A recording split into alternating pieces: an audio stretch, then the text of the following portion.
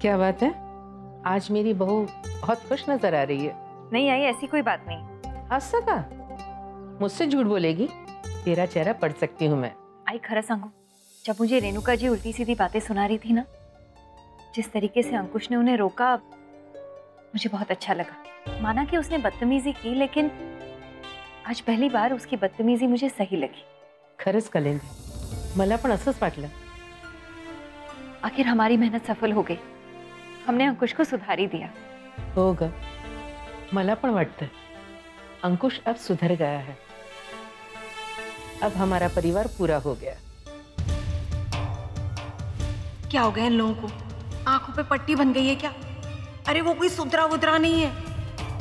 अगर इन लोगों को ऐसा लगता है कि वो सुधर गया है तो पक्का प्रॉपर्टी उसके नाम हो जाएगी, और मेरा तो कोई रहने का ठिकाना ही नहीं होगा। फिर क्या करूं मैं, क्या करूं?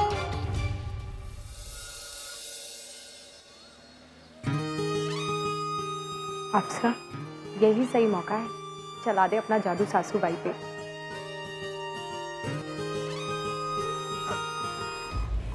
नमस्ते। जीती रहो। आप श्लोक जी की आई है ना? हो, पर मैंने तुम्हें पहचाना नहीं। मैं श्लोक जी और आस्था के साथ रहती थी। आस्था ने तो आपको बताया होगा, हम लोग एक ही घर में रहते थे। हाँ हाँ, वो क्या है ना, आजकल दूसरे शहरों में अपने कहाँ मिलते हैं। मैंने श्लोक जी का हर सुख दुख में साथ दिया है सासूबाई। सासूबाई? हाँ हाँ, आप मेरी सासूबाई जैसी तो है, मतलब मेरी आई जैसी। अगर आज आप हमारे यहाँ खाना खाने आएंगी तो मुझे बहुत अच्छा लगेगा। आप आएंगी ना सासूबाई, श्लोक जी के साथ? आऊंगी ना, पर आज नहीं। हम अभी आई हूँ ना, थक गई हूँ। पैर दबा। रुको रुको, रहो दे। हाँ हाँ, जैसा आपको ठीक लगे। ये सही, श्लोक जी की आई को मना लूं, बेटा तो खुद ब खुद मान जाएगा। फिर मैं और श्लोक जी।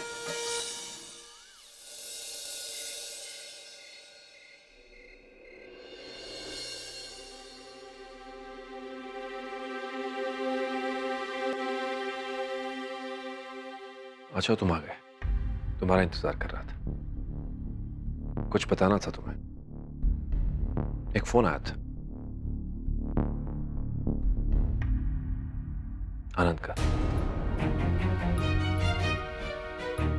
थैंक गॉड, श्लोक ने नहीं, आनंद ने फोन किया था। लेकिन उस आनंद ने कुछ गलत तो नहीं बोल दिया मेरे खिलाफ? काफी परेशान लग रहा था, कुछ बताना चाह रहा था, लेकिन मोबाइल नेटवर्क की वजह से बात नहीं हो पाई, इसलिए मैंने उसे यहीं बुलाया है। कह रहा था कि चेन्नई में। जान सकता हूं तुमने उसे चेन्नई क्यों भेजा?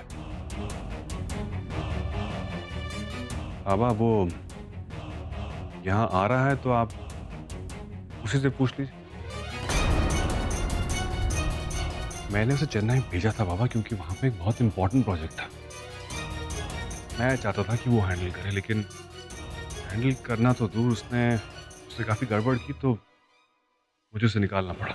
गड़बड़? हमारे ग्रुप का काफी तजुर्बेकार आदमी है वो कैसे कोई गड़बड़ कर सकता है? वो मैं जानता हूँ कि आप आनंद को बहुत मानते हैं, इसलिए उसके बारे में ऐसी बात सुनना पसंद नहीं करेंगे। लेकिन मैं क्या बताऊँ आपको, गड़बड़ तो क्या, उसने काफी बेईमानी की हमारे साथ, इसलिए मुझे करना पड़ा ऐसा। बेईमानी? आनंद ने, तुम कुछ भूल कर रहे हो। इंसान को परखने में मैं कभी धोखा नहीं खाता। खैर, क्या गड़बड़ की है उसने? बाबा, आप टेंशन मत लीजिए, जो भी है मैंने हैंडल कर लिया है। मैं आपको सब कुछ बता दूंगा, लेकिन फिलहाल आपको परेशान होने की कोई जरूरत नहीं है, सब ठीक है। ठीक है, तुम खाना खाओ, मैं भी देखता हूँ कि आनंद ने क्या गड़बड़ की है। जी।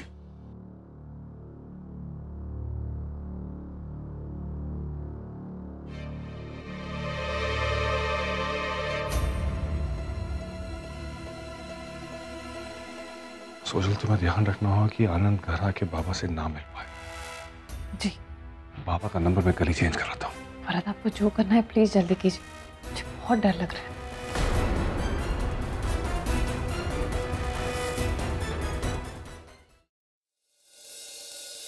बस झालं, झोप आता।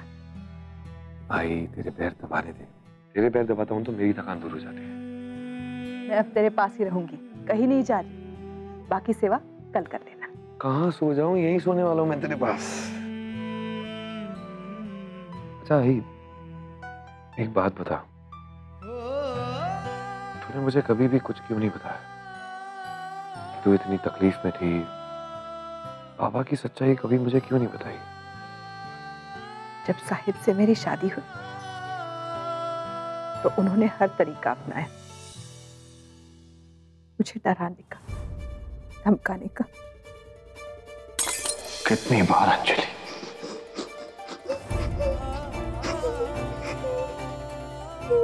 कितनी बार वही गलतियां दोहराती रहेंगी आप? ताकि मैं और मेरी आवाज हमेशा के लिए दब जाए। जैसा चाहे वैसा ही होना चाहिए। आई स्वाति आई थी, क्या हुआ? आप इतनी उदास क्यों हैं? स्वाति ने बात ही ऐसी की है। कौन सी बात? वो तुम्हें अपने और तुम्हारे बाबा के बीच किसी एक को चुनने को कह रही है। क्या ऐसी लड़की के लिए तुम अपने बाबा को दुख दोगे? वो हमेशा चाहते थे कि मैं सिर्फ उनके हिसाब से चलूं।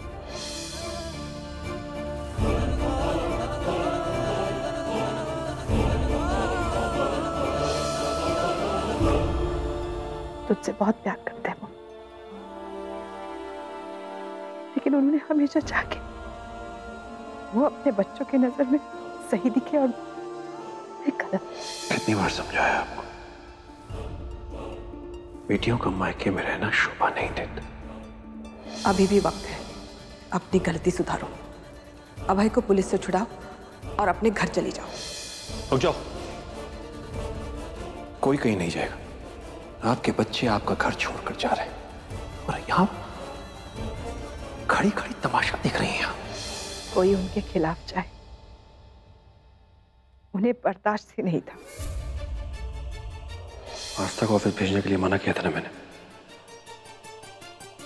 आपसे इतने छोटे से काम की अपेक्षा भी नहीं कर सकता मैं।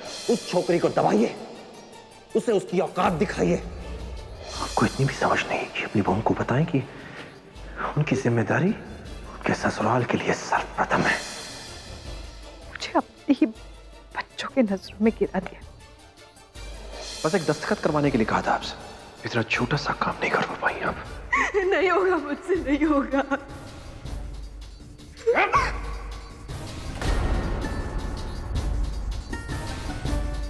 मेरी बच्ची ज्योति का ख्याल नहीं रख सकी, पेट से है वो, नानी बनने वाली हैं आप। इतनी खुदगर्ज कैसे हो सकती है अंजलि? अपनी बात मनवाने के लिए वो किसी भी हद तक जा सकते थे। मुझे हमेशा लगता था तुझे मेरी केयर बिल्कुल नहीं है। मेरा पूरा ख्याल सिर्फ बाबा को ही है। ना पागल था मैं, ये नहीं जानता था कि मेरी जिंदगी में जो कुछ भी हो रहा है, जो कुछ भी अच्छा हो रहा है, वो तेरी वजह से हो रहा है। आई एम रियली सॉरी, मुझे प्लीज माफ कर दे। नहीं रे, बच्चे कभी गलत नहीं होते। माँ बाप की खुशी बच्चों से ही होती है।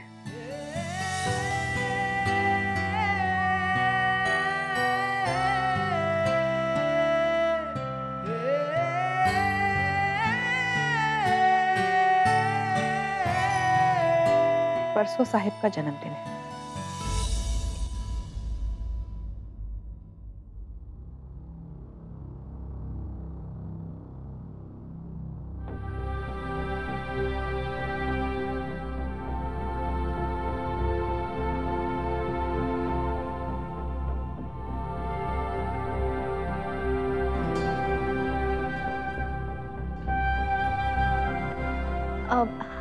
आई, मैं कल आपको मुंबई घुमाने ले जाऊंगी। अब हम लोग चौपाटी जाएंगे, मैं पानी पूरी भी खिलाऊंगी आपको, बहुत मजे करेंगे हम। सो जाओ दोनों अभी। ठीक है, तू भी सो जा।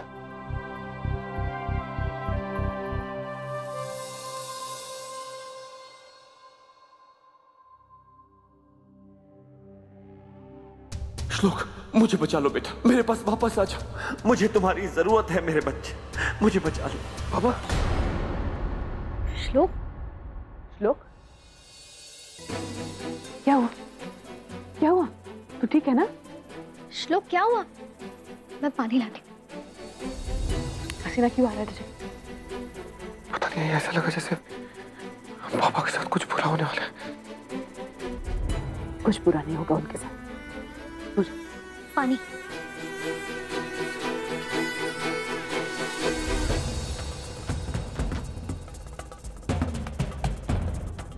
शायद साहिब का नाम लिया इसलिए श्लोक को बुरा सपना आया होगा।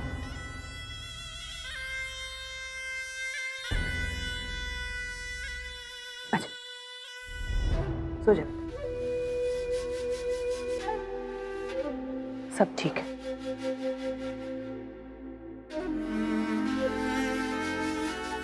सो जा।